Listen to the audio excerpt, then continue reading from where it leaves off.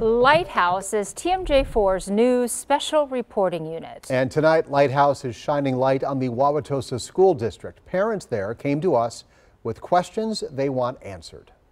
Some parents are accusing the school board of reckless spending, spending money without knowing where it's coming from.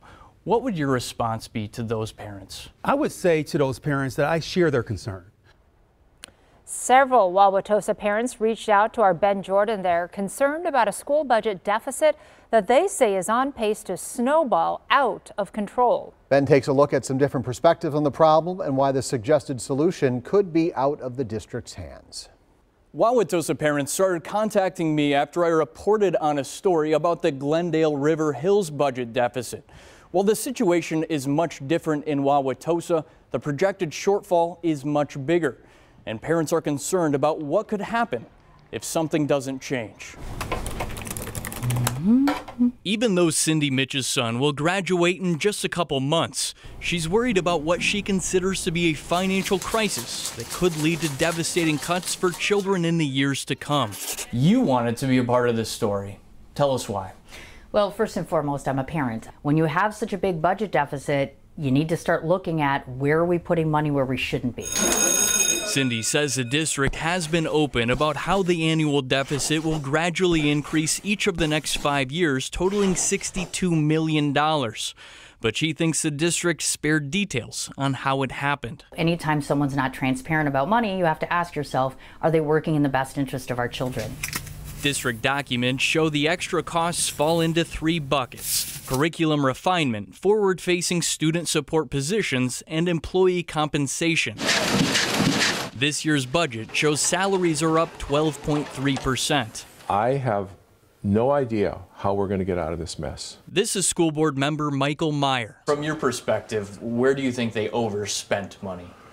Well, everywhere. Did we need $55,000 for that office, or could we have done it with $5,000, $6,000, $7,000? Meyer says he only speaks for himself and not the board as a whole. He's the only member who voted against the budget 3 years in a row. They placed a bet with the budget, and what they wagered was our reserves, and they lost the bet.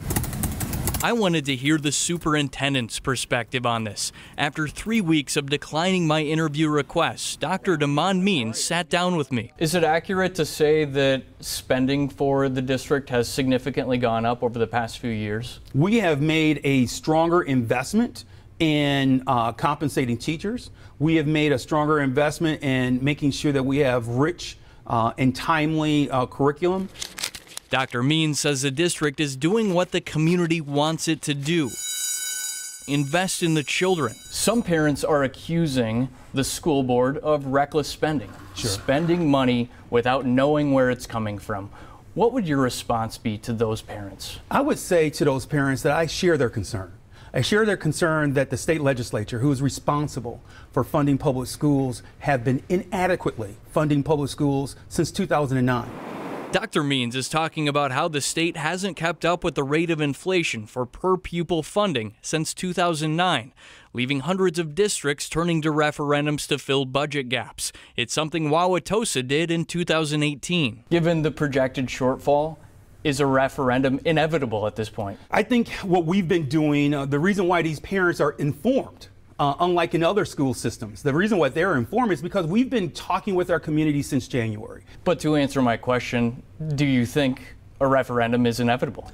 Again, it's only something that may come if the legislature continues to fund us at the level that they're funding us. Cindy thinks the district needs to figure out how to balance its budget before going back to voters. So relying upon them solely and making them the sole person for fixing this isn't going to work. It is important to note that Wauwatosa is far from alone in struggling with tight school district budgets.